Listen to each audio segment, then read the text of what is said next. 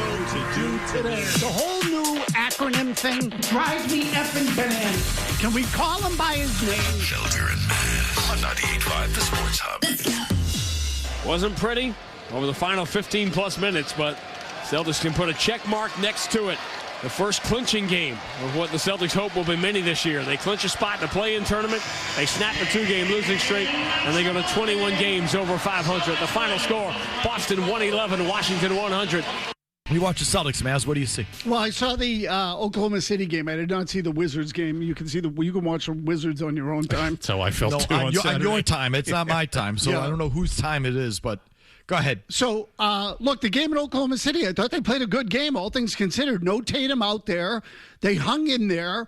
And what struck me is, again, the whole thing ran through Jaylen Brown. I thought he had 6 turnovers in the game and 7 assists, so the numbers don't bear it out. But if you watched it, he made some good passes, guys cutting to the hoop. So I saw the offense that people are talking about earlier in the year before Tatum got there. And is it a coincidence that it happened when Tatum wasn't there? And look, it hasn't been bad since Tatum came back because he's not bringing the ball up the floor. And again, someone's going to have to tell me what happened in the Wizards game. But they took more threes in the Wizards game. The ratio of 3s to 2s in the Wizards game was about even. In the Oklahoma City game, it was a little more spaced out. And I'm starting to wonder whether there really is some real meat to this issue of the offense being different when Tatum's out there. It slows down a little bit. It becomes more of a three-point offense, and it becomes a little bit more of a perimeter. And the real key word is stagnant offense. So, look, that Oklahoma City game opened my eyes. It looked good with Brown out there. I thought Brown played a good game. It was a good game overall. Yeah, now look, again, he had 6 turnovers. I don't want to tell you want 6 turnovers every night. But he made some good passes to guys who were open underneath the hoop that cut to the rim, and he handled some ball pressure in that game. It just struck me as, it does look different when Tatum's not out there, and it can still be good. And I really do think Tatum needs to fit into that. Jimmy, you've been big on this. You see anything different with Tatum back? The biggest difference that I see is that multiple people are bringing up the ball. Tatum seems to be playing more of a secondary role, I feel like, and playing more as a decoy in certain instances. I see him fitting in where I had questions as to whether he was, to use Chris Gasper's term, going to be needy and need to control everything. I haven't seen that from him yet. This is true. I agree with you. I think there's a lot of possessions where he, quote-unquote, takes off. I don't mean to, bagging on for it, but someone else, Pritchard brings up the ball and it goes somewhere else and he never touches it. And he's sort of on the wing. So I think he has been deferential in that way. I like it. Go ahead. From a team standpoint, I like it. Yeah. I don't care whether he's deferential or not. He probably is being deferential, but I want it to stay that way. I think the offense is better if he's not bring the ball up every time. It just gives them more. Think about how many guys you have to think about if that happens. Are you going to double Tatum when he's off the ball? Are you going to double Brown when he's off the ball? It just creates a little bit more uncertainty for the defense. And so I now look, in key spots, you may want to run it through him. But all the time, let the defense worry about, the more things you make the defense worry about, the better off you are. So I like the idea that he's, coming up the floor as someone who's going to be running off of screens or what have you. Even, dare I say, even posting up if he gets someone sets a pick and he's on a little guy. Use that too. I would much rather see that. How about Jaylen Brown and the way he responded to the ejection coming out of the San Antonio game? Just to set it up, we'll play again. This is Jaylen Brown, Jimmy, number 3, responding to the ejection in San Antonio and not being suspended. I don't have a comment on it, to be honest. It's already in the past. It's over with, so I just got to move forward, to be honest. I don't think I deserve to get ejected, but, it is what it is. I wasn't more motivated. Obviously, I was pissed that I didn't get to compete in that game. That was another big-time matchup that I had circled on my calendar. Obviously, playing against the Spurs, who was a good team, and I came out to a great start. I felt great. I felt like I was ready to have a big-time performance. And, my night got ended short.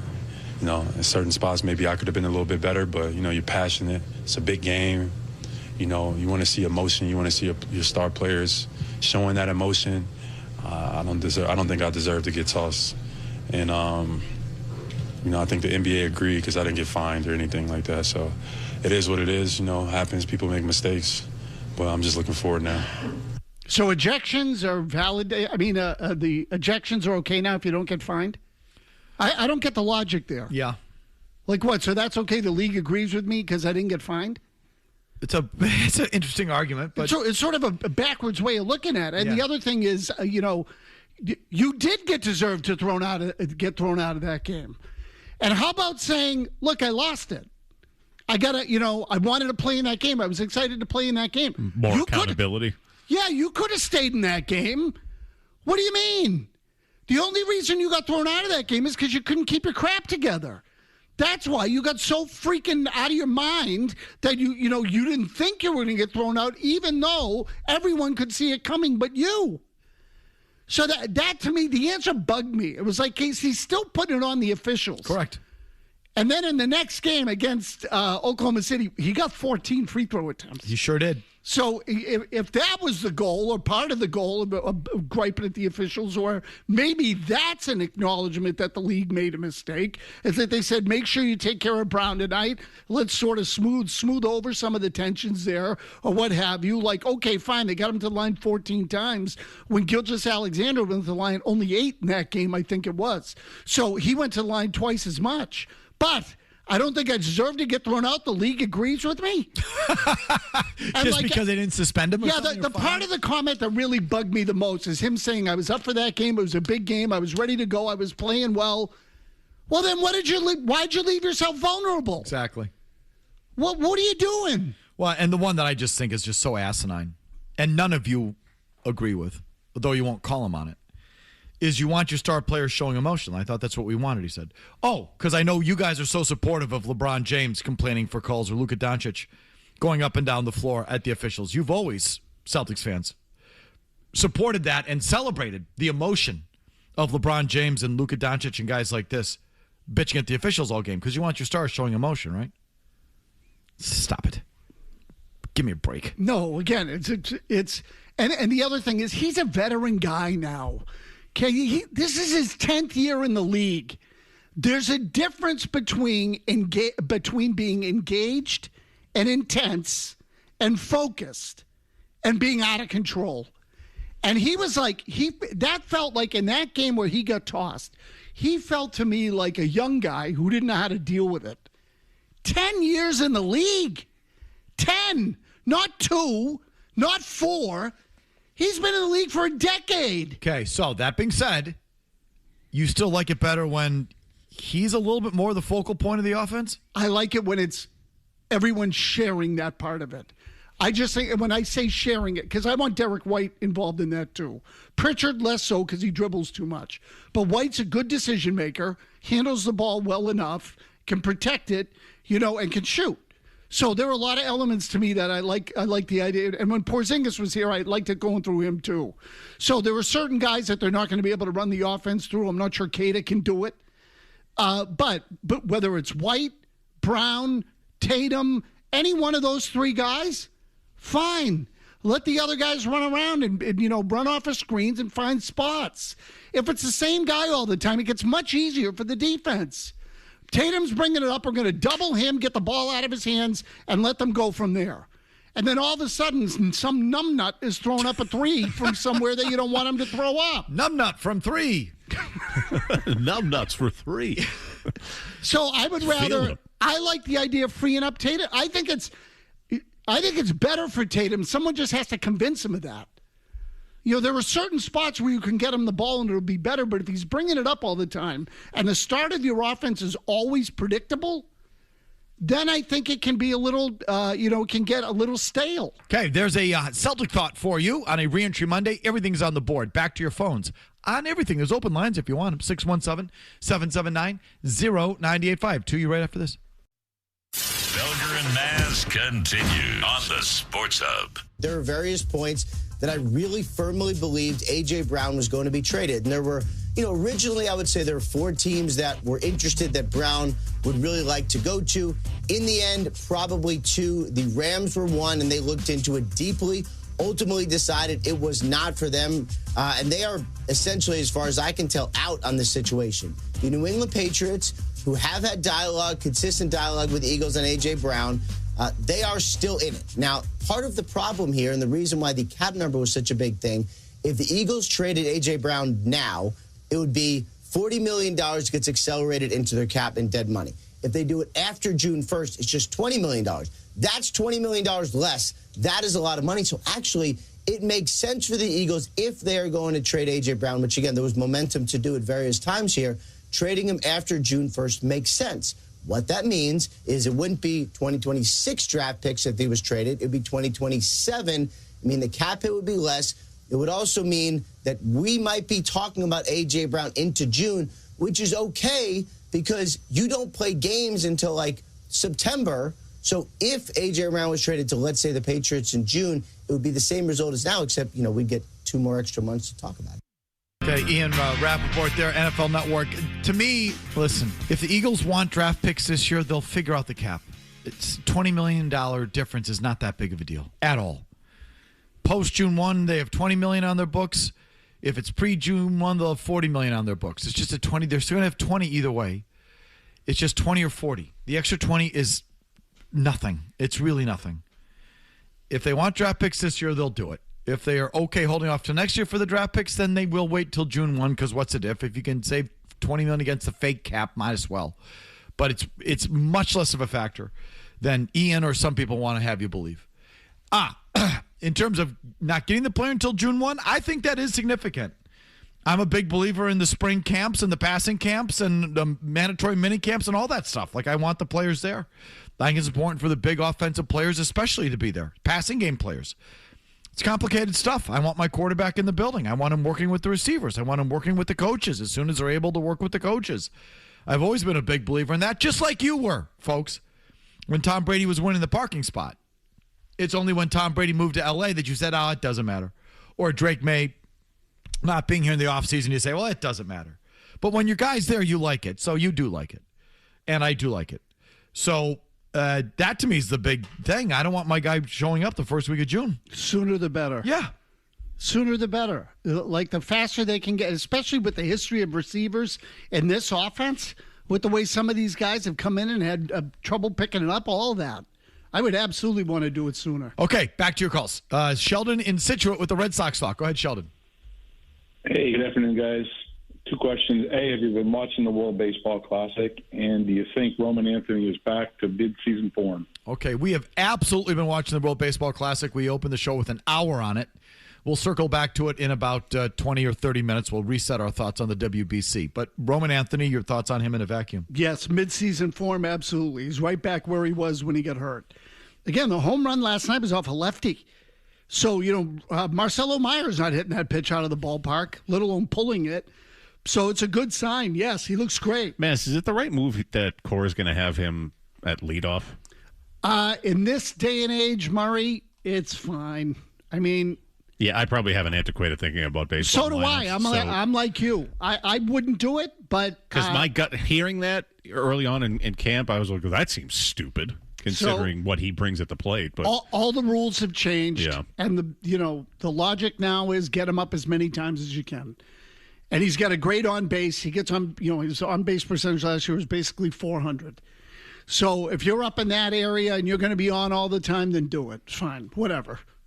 We've got Anthony and Natick. Hi, Anthony, on the Celts. Hey, Mike. Yeah, Tony, you've been saying this for years, and you're 100% right. Tatum, as good as he is, does not like contact. And it makes me think that him bringing the ball up or when he, dodges off to the corner or when he gets the ball off a screen, it's always at the top of the key. He's never on the post, and I wish somebody was in his ear saying, go to the hoop, take some contact, because when he does it, he can will himself in there.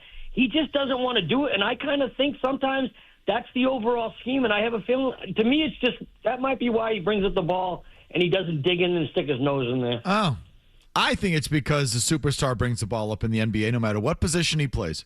Giannis, you name it. Jokic does it. Like, that's just sort of, I think LeBron started it probably. Probably. I'm going to get it anyway, so might as well just dispense with the pleasantries, and I'll just bring it up and take it from there.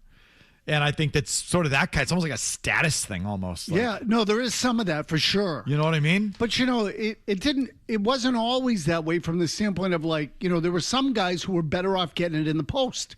And then they can make decisions from there. Like I would say Jokic is like that. Yeah. Who plays in the post anymore? Well, I know, but even certainly not Tatum. No, but even the high post. Like if you were to get it at the free throw line, give it to Tatum there. He could do a lot with it. Cerrone Battle, when he was in late last week, made an interesting point, to the point where he even went to a Celtics media day or media session and asked Tatum point blank. Remember a couple years ago when Tatum put on all that muscle? Yeah. Like he really bulked up. Cerrone asked him, like, why?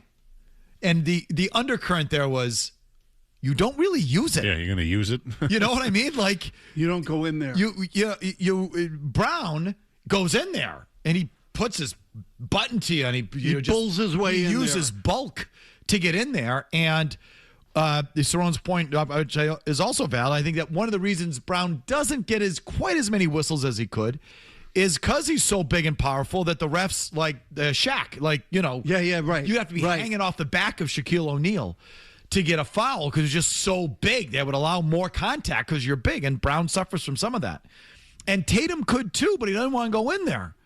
So Cerrone is like, why'd you put on the weight? He's sort of a generic answer about load management and getting through the season, but that's what I sometimes wonder, because these guys are in incredible shape, and they'll finish a game and they'll immediately go in and lift. And they look great. And I wonder, is half the reason you're doing it because you just want to look good? Like, I don't blame you. You guys look great. Fit is all get out. Look tremendous. But it's not like Tatum uses that bulk. Not often, no. I mean, look, he'll go in there and kind of bump off a guy. But who just said it a second ago? The call? Yeah, no. But he doesn't, or you were talking about Brown. He doesn't bowl people over. No. Brown moves them. Yes. Tatum kind of bounces off him. He kind of just bumps and then goes up. Brown is like, I'm getting your ass out of my way. You're getting out of my way. John in the car is a Bruins thought. Hi, John. I finally saw Elias Lindholm, Michael. He was on the 5-on-3 power play for some reason, and he got pantsed by the Capitals guy on the faceoff, and they shot it down the other end of the ice. Have you ever seen a worse power play entry than this team possesses?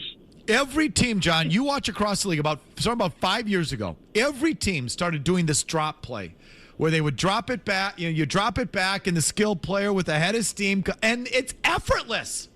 The Bruins can't do it.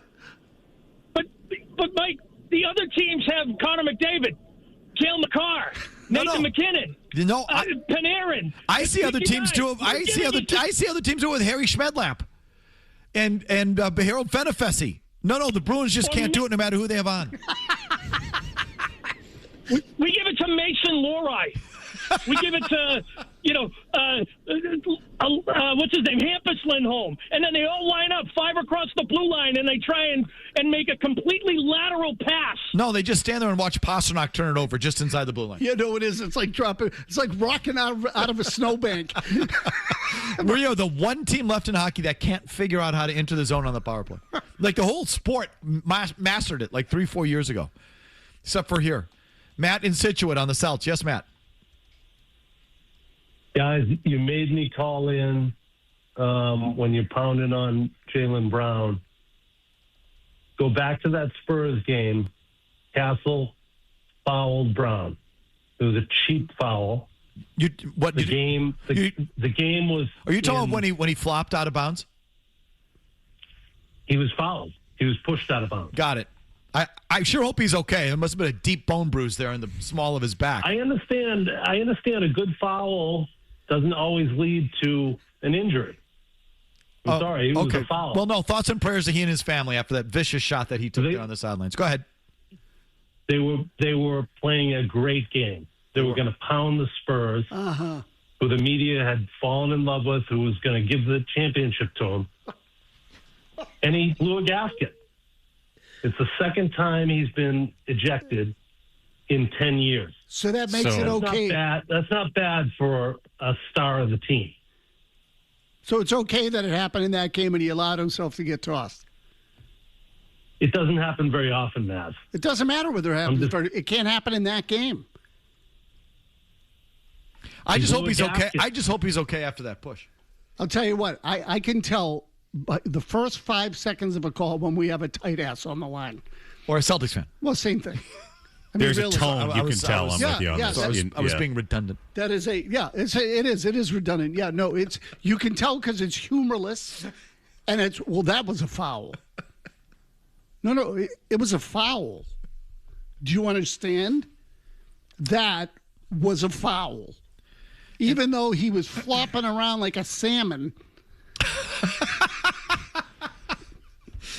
Woody Wood emailed in after looking up he put it into AI about what percentage of NBA players who get 2 technical fouls and kicked out of the game gets suspended. Because Brown, the next day, said, well, the league agrees with me because they didn't suspend me. So implying that if you get thrown out of a game for 2 technicals, you almost always get suspended. AI spat back. NBA players who receive 2 technical fouls in a single game are automatically ejected but are not automatically suspended. Suspensions only occur if the ejection-causing technicals push a player over the season threshold, 16 in the regular season. Most ejections for 2 techs do not immediately result in a suspension. Right, so the league agrees with me. So listen, the league agrees with you, and the caller or Jaylen Brown is, I don't know where he came up with that. Reaching to say, well, I'm obviously justified because they didn't suspend me. So what was he saying, that his behavior was worthy of a suspension? No, he's just saying no. He's saying that the league agrees with that I shouldn't have been ejected because they didn't suspend me. Ah, I see. As if it's the same thing. There's a hole in that logic. But this is also why I'm shorting AI, because that answer is still woefully short. Insufficient. Like, give me the hard data of the 2 techs and ejection. Right. What percentage got suspended? 8%. Give me the exact number. 12 out of 54 were suspended after getting 2 techs, but AI isn't capable of that. Okay? It's not capable of what you think it's capable of. But that's a different story. Got to come back with, we're going to do you, Boston, a service. Felger and Mazz is here to provide you, the city, and the sports fans of this city a service. And I'm going to tell you what that service is right after Murray gets you updated. Whee! Goalie fight. Felger. Whee! Look at the goalie fight. Oh, Mazz. oh my God. Murray. He sucks in the playoffs. That's great. No. 98.5. Wonderful. Good. The Sports Hub. All right, Mazz, we're going to provide Boston a service. Yep, I think I know what it is. But I'm going to keep my mouth shut. If you had to guess, what would it be? Something relating to March Madness. What is your least favorite time of the sporting calendar? July. The July's up there. I would say, though, I would say July. I'm with Murray on that. You're looking at it.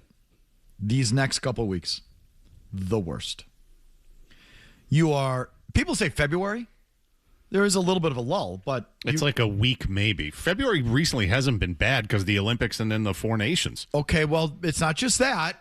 It's the NFL calendar. The approaching NFL free agency, yeah. The NFL calendar kind of bleeds in. Kicks right in. Like a week after the Super Bowl, there's franchise tags, which is a nothing, but then you get the combine. Like the combine's just 2 weeks later, I want to say.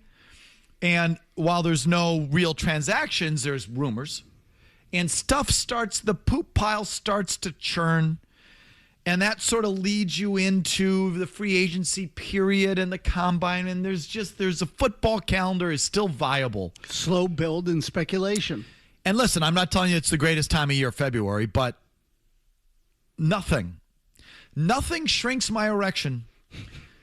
Nothing throws cold water on me as a sports fan than having to turn on my TV and have to watch endless effluvium of pitter-patter, dribber-drabber about brackets and March Madness and college basketball. It is, to me, how did I put it this morning? I was on a little bit of a roll this morning when I wrote this. Yeah, you seemed hot writing about this. It's like a C block. It's like March Madness to me, and putting on the TV and just having the brackets up and these matchups and the seedings is like sitting down to a family dinner and that annoying relative comes and sits at the table. And now I got to listen to this effing guy for 2 hours. or someone sits down you next to the plane and they want to talk. And it's like, just tell me how I get through this. All I can do is get through it. And that's what March Madness is to me. You're not into buzzer beaters, misery porn of like a losing team's fan base, the crying fans, that kind of thing? So there's a difference. If there's a notable game and something interesting happens in a game, I'll talk about a game of basketball. No problem. I'm okay with that. College level, pro level. If there's a worthwhile competition and a game, I'll discuss that for sure. Your bracket? Oh, I don't care about the brackets. I'm with you on that. Their bracket? Who do you have in your Final Four, sir? Please tell me who you have in your Final Four, because I really care about that. I know how much you hate this. No, I love it. I can't wait to hear how many of your brackets are still alive. Please tell me. Oh, you've got Austin P in the Final 8? Thank you for that is really interesting to me. Super interesting. Thank you, sir.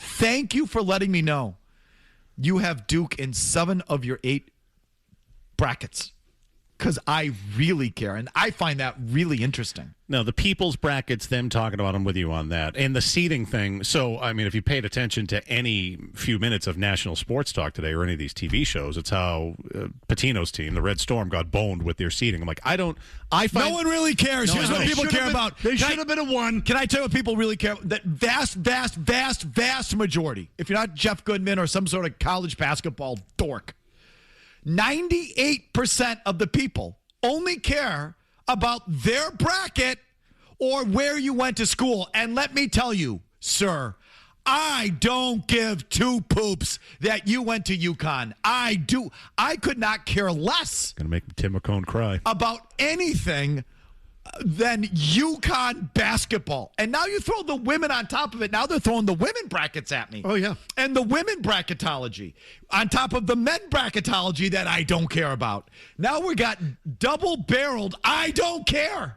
And most people don't. You care about your effing bracket, and maybe if you went to St. Bonaventure and they're in the tournament and they're going to get blown out in the second round. But believe me, I care about that. Oh, wait a minute. Who do you have in fantasy? Oh, you have Justin Herbert in fantasy, and he had a good. Oh, I really care. Thank you for telling me. Thank you. No, I'm really interested in who you had in fantasy this week, and how many you had Austin P in the Sweet 16. Oh my God! Thank you for telling me. Thank you. I'm so fascinated by that. The thing's a big, giant effing bore. And I listen. If there's a good game, I'll react to it. I suppose. I find most of these games wildly overrated. You're not interested in the Patino factor at all? A little? No. Me neither. No, I mean, really? if I'm being honest, no. I just don't care about St. John's. You can't make me care about St. John's basketball. Yeah, I feel the same way. I mean, I root for him to lose. See, I like him. I like Patino, and I know the whole Louisville thing, but. Do you think of it? Let me ask you this question. Do you think you'd feel any differently? I'm not really talking about the bracket in this case, but if there were actually good college teams here in football or basketball. Oh, it'd be way different. Yeah. Yes. I think I would. I mean, but listen, like, I care about my teams. If Marquette's in there or Wisconsin's in there, sure, I'm going to watch it. I'm not going to bore you with that. I'm not going to come in and make you listen to me talk about the Badgers. Never mind my effing bracket. But we're missing the whole point of everything that's gone on here. I've been blackmailed 7 months ago. It's just insufferable. 73 turning around another program. I think it's pretty impressive. Yeah, neat. No, great. Good job, Rick. Absolutely. I want to apologize to you as professionals. I have no problem with Rick, but I don't care. I just don't care. It's a million names. It's a million teams. It's so dorky and wonky. And let's face it, you're only for your bracket. So do your bracket. So Boston, this is what we're. Yeah, what's the PSA here? We're not going to do any. This is it. Okay. This will be it. This is and not only that, Because a lot of shows do this hokey, and a lot of everybody does this hokey thing because it's March Madness. Oh, so instead of doing like a bracket on the NCAA basketball, we'll do the top 64 sports movies. We'll do the top 64 rock bands. We'll do what was on Boston.com. I just looked at this today. I believe 10 p.m. to 2 a.m. down in Atlanta, I did Munch Madness at one point. Which is what? I pitted restaurants against each other. And, exactly. Put it online, got some decent feedback. Yeah, so Boston.com. What is the best soundbite in Boston sports history? They're going to bracket that off in 64. We're not going to do that. I bet Pitino wins that one, too. None of that. The truth, your problem becomes part of your past. If you lie, it becomes part of your future. This is... I apologize for something I did 6 years ago. Go ahead. I want to tell my extended family, which is all my players, that I'm sorry for that indiscretion 6 years ago. This is the one place you can go to in the next... How long does this effing thing take? Like 2.5 weeks. 3 weeks. 3 weeks. Zero talk about my bracket, your bracket, his bracket, ESPN's bracket. Zero. My goal is to not talk about not do 1 second of college basketball. Because you can't make me care about it. You can't. If my team's in it, I'll watch it. I'm not gonna subject you to it. So you don't subject me to it. And I really don't care that you went to UConn. I mean, there's something if there's something I could care less about, you got to tell me what that is. I could give you something. And we're not going to do bracketology on sports movies, comedies, dramas. We're not going to do bracketology on ham sandwiches. We're not going to do it on Boston sports bites. We're not going to do it on anything. How about the show's best takes? Nope. We're not going to do any sort of knockoff of bracketology. We're not going to do real bracketology. My goal is to not talk a second of college basketball. Cooper Flag's a 1 seed, Mark. Tough to beat that one. That's up there. It's one of the best parts about being here in Boston. We have better things to do with our time than college basketball, play with ourselves and our brackets. We have better things to attend to. It's a lie. It's a 100% lie. You've known it. It's a lie. Can I make a startling admission? Go ahead. I might be rooting for both the UConn men and women. You buy some furniture? Yep. Okay, that's the last you're going to hear about that. Do that on your own time, unless Jordan's is a proud sponsor here of 95 The Sports. Go Huskies. I can't keep track. Give me more gambling money. But it's like, oh my God, it's such a cold shower to me to turn on my ESPN shows in the morning, and it's like 3/4 of it is to the effing bracket. I don't care. And you don't care either, except for your bracket, which now we're back to who'd you activate as RB1 in your fantasy team? I don't care. I really don't care. You know, no one cares. So just keep it to yourself. Do that on your own time. And that's our public service to you. That's the only college basketball talk you will hear. I think it's a good public service. Here so you come here for a safe haven. Safe haven from bracketology. Good grief. Unless you want to just watch timeout, a foul shot, bad three-pointer, timeout, foul, commercial, bad three-pointer, replay, foul, timeout, commercial, bad three-pointer, commercial, timeout, commercial, bad three-pointer, replay, timeout, commercial, free throw, bad three-pointer. That goes on for like 45 minutes. Let me tell you how the game's... Oh, I wonder how this college game's going to end. Let me tell you how it's going to end. About 25 minutes of...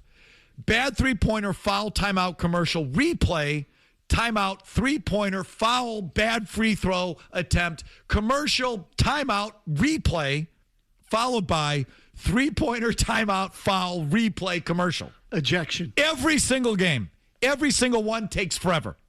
All to see if Austin P advanced in your bracket.